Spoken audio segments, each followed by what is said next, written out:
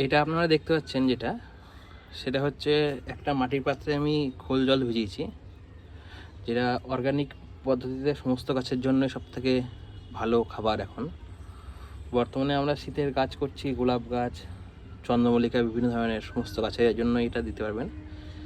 আমি এটার জন্য একটা মাটির হাঁড়ি নিয়েছি।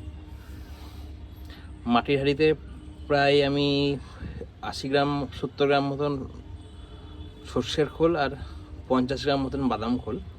এবার আপনাদের কাছে যদি বাদাম খোল না থাকে তাহলে সেক্ষেত্রে পুরোটাই আপনি সর্ষের খোল দিয়ে আপনারা ভেজাতে পারেন। এবং সঙ্গে আমি প্রায় 2 লিটার মতন জল নিয়েছি। আর এবার সর্ষের খোল বাদাম খোলের সঙ্গে যদি আমরা একটু অল্প পরিমাণে এই যে একটা ছোট অ্যালুমিনিয়ামের গ্লাস আছে, এই গ্লাসের যদি অল্প পরিমাণে আমরা ভাতের মাড় এর সঙ্গে মিশাতে পারি, এরকমভাবে মিশিয়ে দিলে পরে আরও এর যে গুণাবলী বা যেটা পরিমাণ, যে এর মধ্যে যেটা উপকারিতা আরও বৃদ্ধি পাবে। এবার সেটা আপনারা ব্যবহার করতেও পারেন। অনেকে বলে যে না, দরকার নাই, এমনি ব্যবহার করা যায়। কিন্তু হ্যাঁ, আমি আগের বছর দেখেছি এভাবে ব্যবহার করে অনেকটা আমি উপকার পেয়েছি। আর এটা আমি 3 দিন এভাবে আমি ভিজিয়ে রাখবো।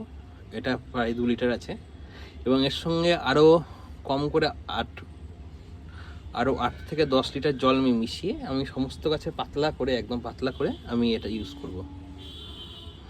আর এটাকে ব্যবহার করার আগে দিয়ে এটাকে একটু ছেঁকে নিতে পারলে সবথেকে ভালো হয়, কারণ এর মধ্যে যে ডাস্ট ভাবটা যেটা থাকে তাহলে সেটা চলে যাবে। আমি ব্যবহার যখন করব তারও একটা ভিডিও আনবো, আমি আশা করছি তখন সেটা আপনাদেরকে আমি আরও ভালোভাবে আমি বুঝিয়ে বলতে পারবো। ধন্যবাদ।